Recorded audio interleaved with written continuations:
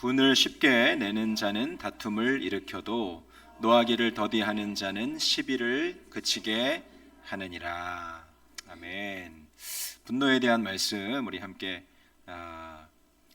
나눴으면 좋겠는데 오늘 두 번째 시간입니다. 지난주 말씀 한번 복습해 볼까요? 여러분, 우리 안에 화가 일어날 때, 분노가 일어날 때, 물론 외부적인 요인으로 인해서 그 화가 표출이 되고 발생이 되지만, 드러나지만 근본적인 원인은 내 안에 있는 경우가 많다고 했어요. 내부적인 원인에 있다라고 말씀을 드렸죠. 그래서 우리가 거침없는 분노, 계속되는 분노가 우리 마음 가운데 일어날 때 즉각적으로 그 분노 감정에 반응하지 말고 내 마음이 왜 그렇게 분노 감정에 휩싸여 있을까? 우리 마음을 찬찬히 살펴볼 수 있어야 된다고 했습니다. 그것이 주님을 경외하는 믿음, 정말 주님을 바라보는 믿음이라고 했어요. 여러분, 믿음이 무슨 거창한 것이 아닙니다. 산을 옮기는 믿음이 필요한 것이 아니고요. 우리 안에 일어나는 화, 분노에 대해서 내 마음을 들여다볼 수 있는 겸손함, 절제, 여러분 그것이 주님을 바라보는 믿음이에요.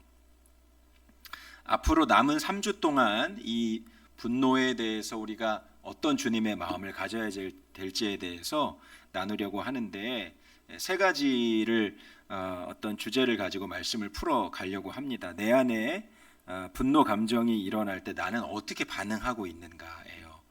오늘도 세 가지를 이따가 같이 보실 텐데 나는 어떻게 분노에 대해서 분노 감정이 일어날 때 그것을 어떻게 소화하고 어떻게 반응하고 있는가에 대해서 살펴볼 것이고요.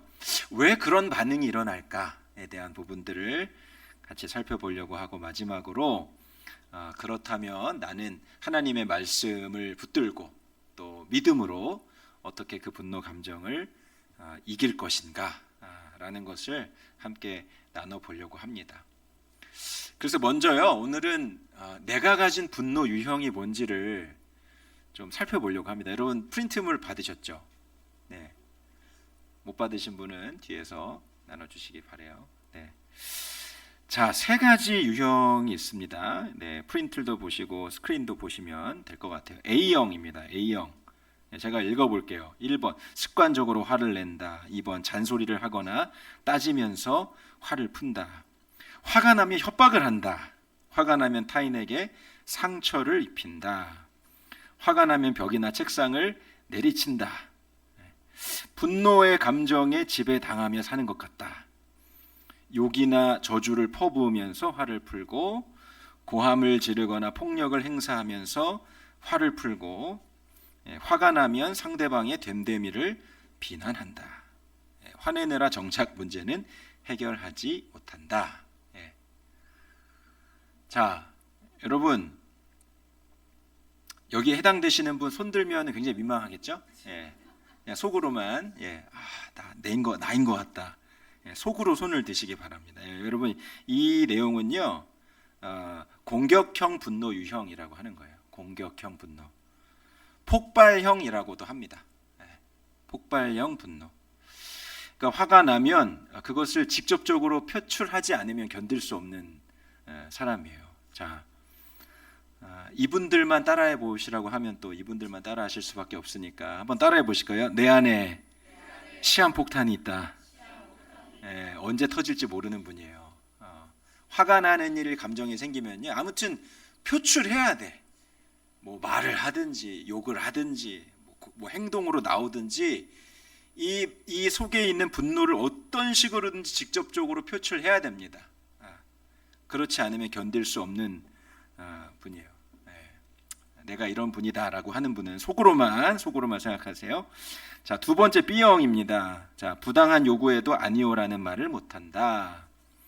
화를 절대로 내서는 안 된다고 생각한다. 화가 나도 상대방의 보복이 두려워 아무 말도 못한다. 화가 나면 자신에게 상처를 입힌다. 화가 났다는 것 자체가 인격 수양이 덜 된 증거라고 생각한다. 화난 감정을 다른 사람에게 절대 보여서는 안 된다고 생각한다. 때로 화를 내지 못한 자신에게 화가 난다. 화난 감정을 직접적으로 알리는 대신 약자에게 화풀이 한다. 술이나 과식, 쇼핑 등의 방법으로 화를 푼다. 분노의 감정을 철저히 억제하면서 산다.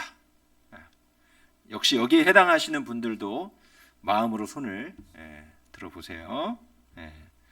자, 수동 분노 유형입니다. 수동형, 수동형이라고 하는데 억압형이라고도 해요. 이 분노가 일어나는 거, 화가 일어나는 거 분명히 내 안에 부글부글 끓는 것이 있어요. 그런데 절대로 표출하거나 겉으로 티를 내지 않습니다. 철저하게 꼭꼭 가슴속에 담아두고 쌓는 거예요. 그리고 언젠가 폭발하는 때가 옵니다. 자신에 대해서 화를 풀거나 아니면 다른 어떤 제3의 매개체를 통해서 그 화를 푸는 것을 하게 되죠. 속담에 종로에서 뺨 맞고 한강 가서 눈 흘긴다, 이런 속담이 있습니다. 진짜 엉뚱한 곳에 가서 화를 푸는 거예요. 아니면 그 화를 계속 마음에 가둬두고 사는 거죠. 울화병이라 그러죠. 화병. 이 마음의 화가 제대로 분출되지 않고 표출되지 않고 표현되지 않아서 그 화가 신체적으로도 영향을 미치게 되는 거죠. 억압형, 수동형 분노 유형입니다. 한번 잘 살펴보세요. 마지막 세 번째입니다. 세 번째는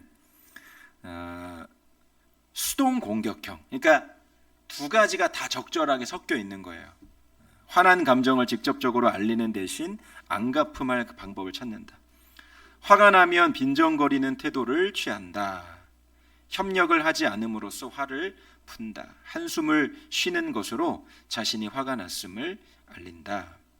화가 나면 다른 사람을 선동하여 문제를 해결하려고 한다. 좋지 않은 소문을 퍼뜨림으로써 화를 푼다.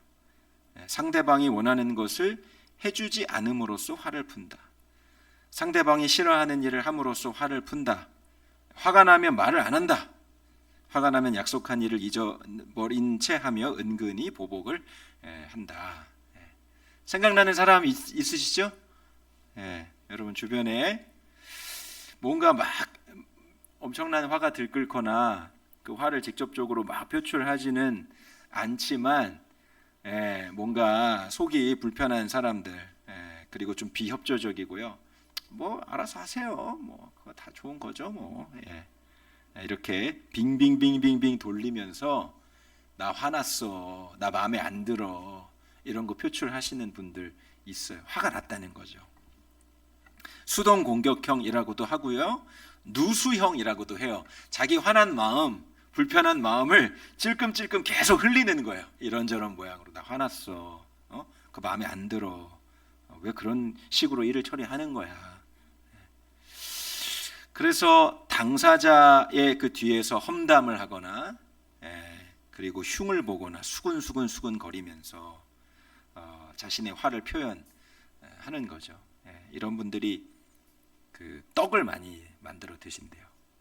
쑥떡, 쑥떡. 여기저기 가가지고 아유 그 아무개 그 저 김집사 말이야, 그 왜 그렇게 해가지고 말이야, 왜 일을 그렇게 처리하는 거야, 이러면서 여기저기 이런저런 일들을 수근수근 거리고 퍼뜨리고 다니는 거죠. 자, 여러분 어떤 분노 유형에 여러분이 해당이 되시나요? A형, B형, C형에 여러분이 해당되는 것이 있고, 다 적절히 골고루 섞여서 화를 내시는 분들도 있을 거예요. 여러분에게 나눠드린 그 내용 외에 마지막 네 가지 유형이 있긴 있습니다. 자기 표현형 분노예요. 가장 건강한 분노 표현이라고 합니다. 분노가 일어날 때 내 안에 일어나는 감정을 객관적으로 말할 수 있는 상태예요. 그러니까 사실 이런 사람 많지 않습니다. 내가 왜 화가 났고, 내가 왜 분노가 일어났고, 이런 상황에 내 마음이 어떤지를 차근차근 상대방에게 설명하고 그것을 표현할 수 있는 거예요. 여러분 사실 이게 제일 좋은 거죠. 여러분 부부도 살다 보면 다툼이 일어나게 됩니다. 갈등이 일어나죠. 뭐 부부뿐만 아니라 함께 자주 생활하는 사람들, 일터의 직장 동료들, 생활할 때 라이프 스타일이 맞지 않거나 생각이 맞지 않거나 의견이 맞지 않을 때 충돌이 일어나죠. 그때 여러분 건강한 커뮤니케이션이 필요합니다. 서로의 성격이나 성품이나 그리고 가지고 있는 생각들을 충분히 존중해 주는 것이 필요하죠. 네가 맞냐 내가 옳으냐 의 식으로 갈등하는 것은 전혀 문제가 해결될 수 없는 것이죠. 나는 이런 상황이 있을 때 나는 화가 나. 나는 이런 표현을 받을 때 내 안에 분노가 일어나. 내가 가지고 있는 고유의 감정의 유형을 객관적으로 설명할 수 있는 것, 그리고 상대방은 그것을 존중해 줄 수 있는 것이 필요합니다. 그러면 사실 싸울 일이 얼마나 있겠어요. 그런데 뭐 이런 것은 사실 우리 현실 안에서 잘 일어날 수는 없는 일들이죠. 그 감정에 사로잡혀서 내뱉게 되는 언행은 여러분 객관적인 생각과 사고를 마비시키기 때문입니다. 자, 오늘은요 첫 번째 공격형 A형에 해당되시는 분들에 대한 말씀이에요. 좀 다혈질이고요, 혈기가 있고요. 한번 치고받고 그냥 불편한 거 쌓아두지 않고 내가 오늘 좀 한바탕 해도 저기 한따까리 한다 이런 마음으로 표현해야 되시는 분들이 있어요. 공격형 분노 성향을 가지신 분들입니다. 2014년도에 유명한 대한항공 비행기 지연 사건이 있었습니다. 벌써 그게 10년 전 일이네요. 미국 뉴욕 국제공항에서 인천공항으로 향하는 그 대한항공 비행기 안에서 한진그룹의 회장 장녀가 그 비행기를 타게 되죠. 부사장이에요. 그 대한항공 부사장입니다. 스튜어디스가 조미된 땅콩 스낵을 그릇에 담아 갖고 오지 않고 이 그냥 봉지채 갖다 줬다는 이유가 화근이 됐어요. 기내 사무장을 불러다가 무릎을 꿇립니다. 온갖 욕설과 폭언을 퍼부었어요. 그럼에도 화가 풀리지 않습니다. 비행기가 이제 이륙하려고 활주로로 가던 중이었어요. 그런데 그 비행기를 강제로 탑승구로 돌리죠. 회항시킵니다. 사무장을 그 뉴욕 공항에 강제로 내리게 하고 비행기는 예정된 시간보다 46분 늦게 출발하게 된 항공사고예요. 그래서 땅콩 회항 사건으로도 잘 알려져 있죠. 여러분 이유가 뭐예요? 자기가 그 땅콩 스낵을 이렇게 봉지채 받아 들었다라는 이유 때문에 말도 안 되는 분노를 쏟아붓게 된 겁니다.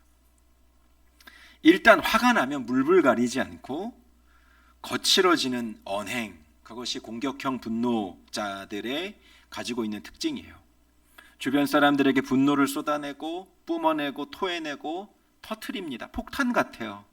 그래서 꼭 이제 터지려고 대기 중인 시한폭탄 같은 것을 늘 안고 사는 거죠. 악을 쓰고 고함을 지르고 겁을 주고 통제하려고 합니다.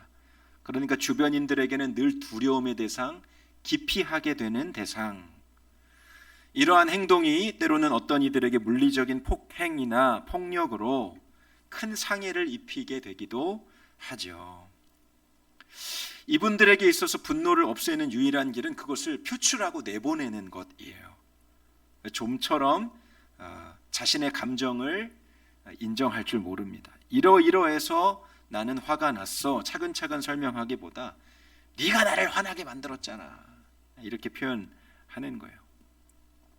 묻지마 살인이 일어나는 대부분의 사람들이 이러한 공격형 분노 성향에 해당되는 분들이고요. 대부분 전문적인 치료가 필요한 분들도 있다고 합니다. 여러분, 이 공격형 분노의 결과는 참으로 참혹합니다. 분노하는 사람도 죽게 되고요. 그 분노를 당하는 이들도 함께 큰 상처를 입게 되지요.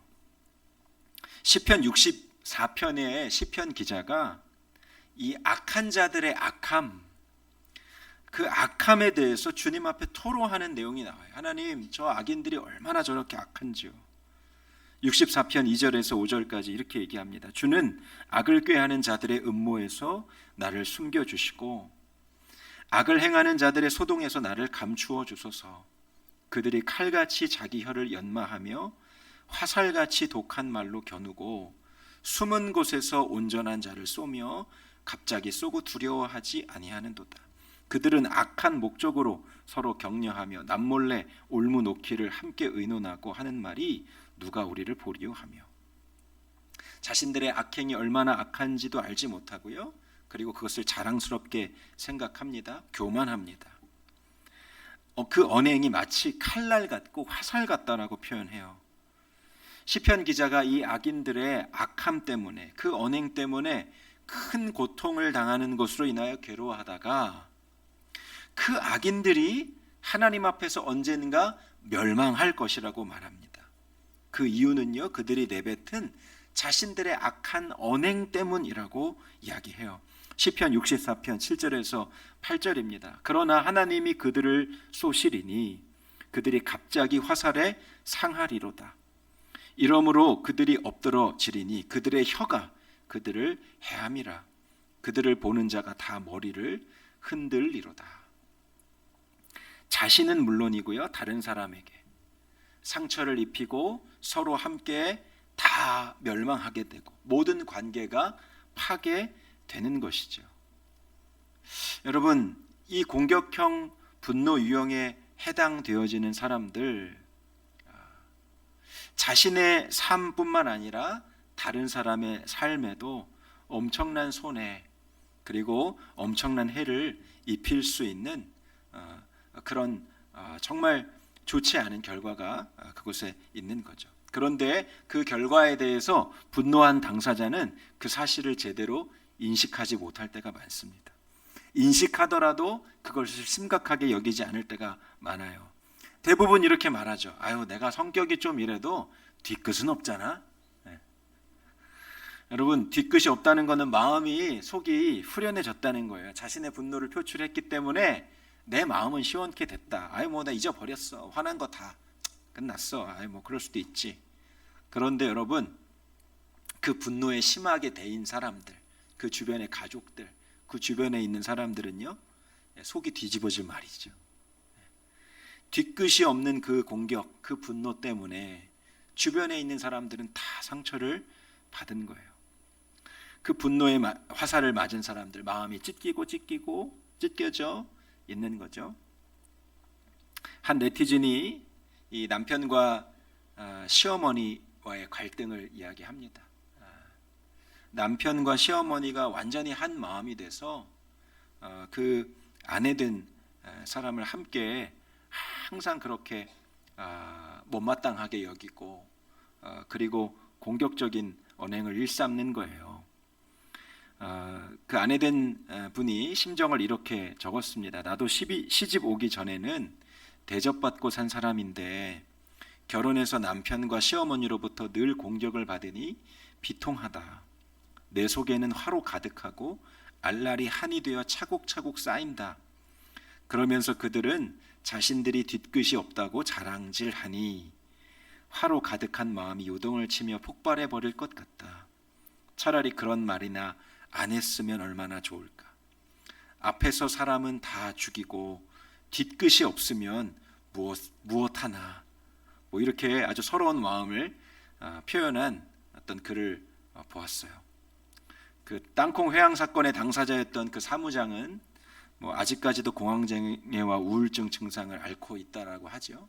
모든 사람들이 여러분 다 좋은 것이 좋은 게 아니라 극렬한 분노 뒤에는 항상 상처가 있고 그리고 관계의 깨어짐이 있을 수밖에 없다라는 겁니다.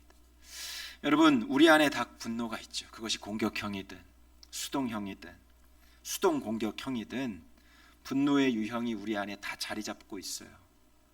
그런데 여러분, 그 분노 유형이 자리 잡게 되는 때가 대부분 어렸을 때라고 합니다. 유년기 시절, 어린 시절, 어른들로부터 가족이나 부모님으로부터 받은 상처, 어른들의 분노하는 형태, 그 모습 그대로가 그 아이들에게, 자녀들에게 똑같이 학습이 되는 경우가 많다라고 해요.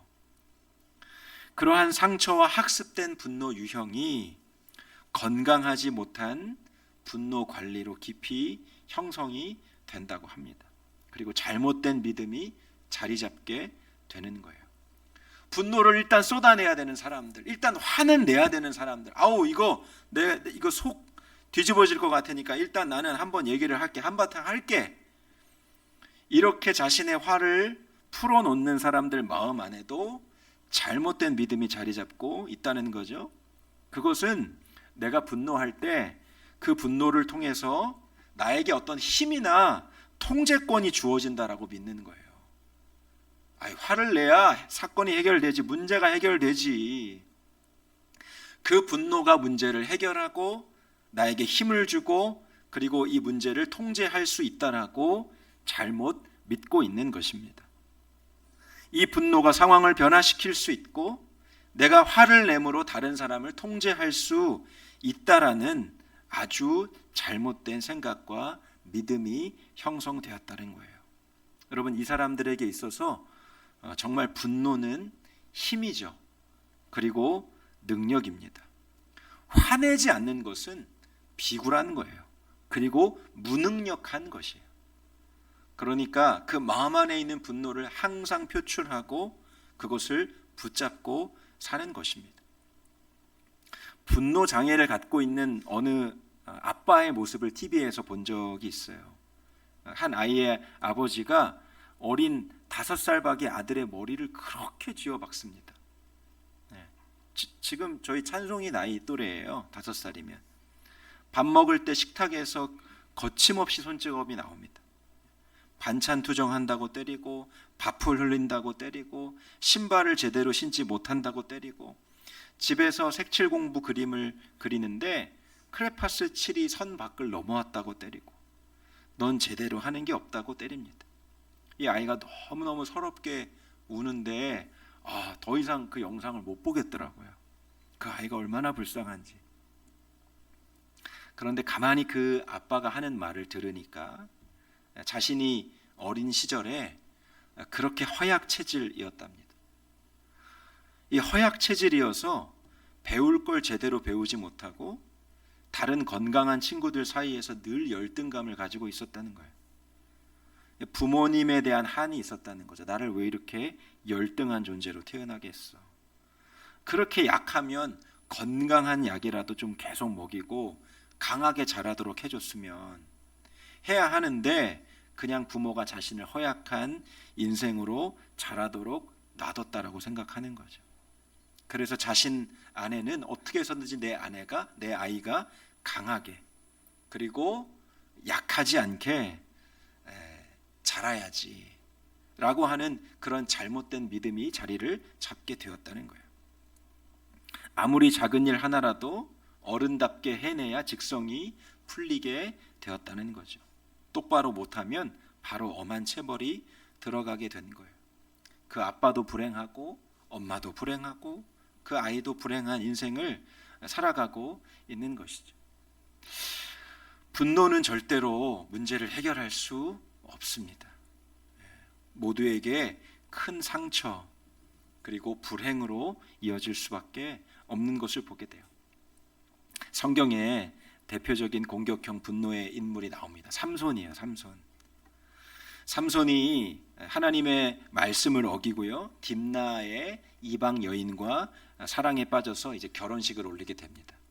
7일 동안 결혼 잔치를 올리는데 아주 기분이 좋은 삼손이 사람들에게 수수께끼를 하나 내요.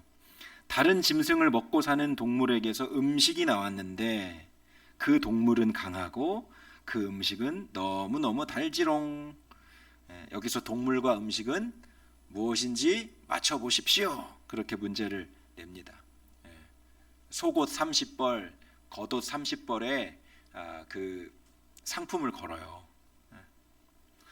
자신이 맨손으로 죽였던 사자를 어느 날 길 가다가 다시 보게 되는데 그 사자의 시체에서 벌들이 꼬여서 꿀단지를 만들어 놓은 거예요. 그것을 가지고 문제를 낸 겁니다. 여러분, 사람들이 그걸 어떻게 맞히겠어요? 맞출 수 없는 수수께끼를 낸 거죠. 사람들이요, 그 수수께끼의 답을 도무지 알 수 없어서 삼손의 그 아내에게 찾아갑니다. 딥나의 여인에게 찾아가요. 나에게 그 답을 알려달라. 그 수수께끼가 뭔지. 심지어 어떤 사람들은 그 아내 된 자에게 겁박을 하면서 협박을 하면서 그 답을 알아내려고 하죠. 이 아내가, 삼손의 아내가 그 사람들의 외압에 이기지 못해서 남편에게 계속 졸라대는 거예요. 이제 며칠 안 남았어요. 여보, 그 답이 뭐예요? 나한테 좀 말해줘요. 아니, 나 아내인데 왜 나한테 답을 안 말해줍니까? 당신은 나 미워하죠? 안 사랑하죠? 이러면서 그렇게 삼손을 졸라대면서 답을 얻게 됩니다. 그 해답을 다 말해줘요. 답은 사자, 꿀이에요. 7일째 되는 날, 결혼잔치 마지막째 되는 날, 삼손은요, 아무도 못 맞히겠지? 자, 아는 사람이 있습니까? 맞춰보세요. 그랬더니 사람들이 다 이야기하는 거예요. 꿀보다 단 것이 어디 있어요? 사자보다 힘센 동물이 어디 있어요? 사자죠? 꿀이죠? 갑자기 이 삼손의 얼굴이 붉어지기 시작합니다. 아내가 얘기해줬구나라는 것을 눈치챘죠. 왜냐하면 아내에게밖에 답을 말해준 사람이 없기 때문에. 수수께끼에 진 사람이 속옷 30벌, 겉옷 30벌을 벌칙으로 냈어야 됐죠. 그 길로 삼손이 어디로 가냐면 아스골론이라는 마을로 내려갑니다. 그리고 블레셋 사람 30명을 쳐 죽입니다.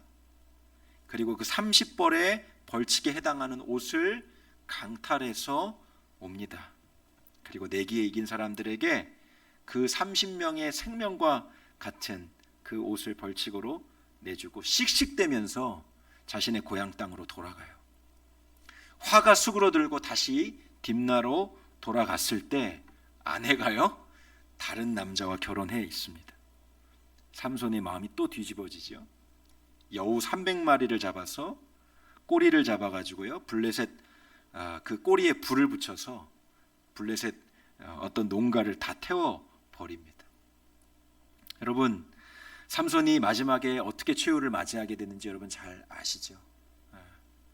그가 드릴라라는 이방 여인에게 또 마음을 빼앗기게 되고, 그리고 사랑의 눈이 멀죠. 자신의 힘이 어디에서 오는지 가르쳐 줍니다. 그리고 머리가 잘리고 눈이 뽑히고 가장 비참한 노예의 신분이 되게 되죠. 물론 하나님이 마지막에 회개할 기회를 주셔서 그가 블레셋인들을 쳐 죽일 수 있는 기회를 하나님이 주시지만, 그러나 그의 인생은 너무나 비참함의 연속이었던 것을 보게 되죠. 여러분, 삼손은 화가 날 때 거침없이 그 분노를 냈던 사람이에요. 왜냐하면 그 누구와도 싸울 수 있어서, 싸워서 이길 수 있는 엄청난 힘이 있다라는 것을 알았기 때문입니다. 정말로 그가 분노를 쏟아낼 대상을 향하여 엄청난 힘을 발휘했어요. 그런데 그 힘은 하나님으로부터 온 것이었습니다. 그런데 어느 순간 그 힘을 내가 컨트롤할 수 있다라고 그가 생각한 것이죠. 그 힘이 내 안에서 나온다. 내가 분노하고 내가 화를 내는 것은 엄청난 힘을 발휘한다 라고 착각하고 그리고 잘못된 믿음을 갖게 되었다라는 것입니다. 내 안의 분노를 통해서 상대방을 제압하고 위협을 가하고 통제하려는 생각이 얼마나 큰 죄인지 몰랐던 것이죠. 대단한 교만입니다. 그 교만이 분노하는 우리 안에 교묘하게 감춰져 있을 때가 너무나 많다라는 것이죠. 사랑하는 성도 여러분, 분노를 쏟아내는 것을 통해서 문제가 해결되는 일은 없을 것입니다. 분노를 통해서 통제하려고 하는 것, 문제를 해결하려고 하는 힘이 그 안에 있다라는 잘못된 거짓과 교만에서 벗어나야 할 것이에요. 모든 일에 분노 감정을 드러내는 것은 문제를 해결하는 것이 아니라 오히려 이를 그리치게 되고 모든 관계를 파괴시킨다라는 것을 깨달아야 할 것입니다. 오늘 우리가 읽은 한 절의 말씀, 잠언 15장 18절 말씀에 분을 쉽게 내는 자는 다툼을 일으켜도 노하기를 더디하는 자는 시비를 그치게 하느니라. 여러분 안에 혹시 분을 쉽게 내는 일이 있지 않습니까? 여러분 안에 계속해서 크고 작은 그 화해의 표출이 계속되고 있지는 않습니까? 여러분, 생각해 보면 가장 분노하고 억울해야 될 존재는 예수님이셨을 것입니다. 겟세마네 동산에서 예수님이 붙잡히실 때 베드로가 칼을 빼내어서 대제사장의 종 말고의 오른쪽 귀를 잘라버립니다. 그때 예수님께서 말씀하세요. 마태복음 26장 52절에서 53절 말씀입니다. 이에 예수께서 이르시되 내 칼을 도로 칼집에 꽂으라. 칼을 가지는 자는 다 칼로 망하느니라. 너는 내가 내 아버지께 구하여 지금 12군단 더 되는 천사를 보내시게 할 수 없는 줄로 아느냐 그러셨어요. 예수님이 화를 낼 수 없는 분이 아니라, 그리고 문제를 그것 자신의 어떤 힘으로 해결할 수 있는 능력이 없는 분이 아니라 오직 하나님의 뜻을 이루시기 위해서, 하나님이 기뻐하시는 말씀을, 하나님이 기뻐하시는 뜻을 이루시기 위해서 당연히 분노하고 저항하고 그리고 뿌리칠 수 있는 상황 가운데서 침묵하시고 주님을 바라보았다는 것입니다. 예수님이 고난 당하시면서 십자가를 지시면서 아무 말씀하지 않으셨대요. 이사야 53장 7절에 그가 곤욕을 당하여 괴로울 때에도 그의 입을 열지 아니하였으며 마치 도수장으로 끌려가는 어린 양과 털 깎는 자 앞에서 잠잠한 양같이 그의 입을 열지 아니하였도다.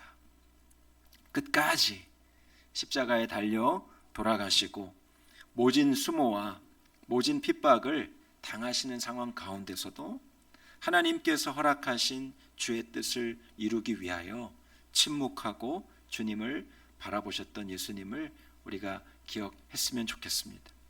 분노와 혈기로 반응하려고 하는 우리 안의 죄성, 그것을 십자가에 못 박고 십자가에서 오히려 죽으심으로, 자신의 생명을 하나님 앞에 드리심으로 오히려 죽음을 통하여 승리를 얻으신, 죽음을 통하여 모든 인생에게 구원을 주신 주 예수님을 우리가 함께 바라볼 수 있게 되기를 원합니다.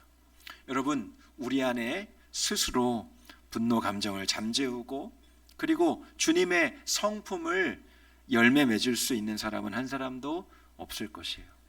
우리 안에 오신 예수 그리스도, 그분을 바라보고 그분의 생명으로 내가 거듭난 자가 되었다라는 것을 믿고 항상 주님을 바라보며 동행하는 삶을 살아갈 때 예수 그리스도의 온유와 겸손과 성령의 열매가 주님을 통하여 우리 안에 맺게 되어지는 것이죠. 사랑하는 성도 여러분, 공격형 분노이든지 수동형 분노이든지 우리가 혈기와 분노로 반응하려고 하는 모든 상황들 앞에서 주 예수님을 바라볼 수 있는 은혜가 있기를 주의 이름으로 축복합니다. 십자가에 달려 죽으심으로, 십자가 앞에서 침묵하며 주님의 뜻이 온전히 이루어지기를 끝까지 인내하신 주님을 바라보면서 우리의 삶에 그리스도의 성품으로 열매 맺는 놀라운 은혜가 있게 되기를 주의 이름으로 축복합니다.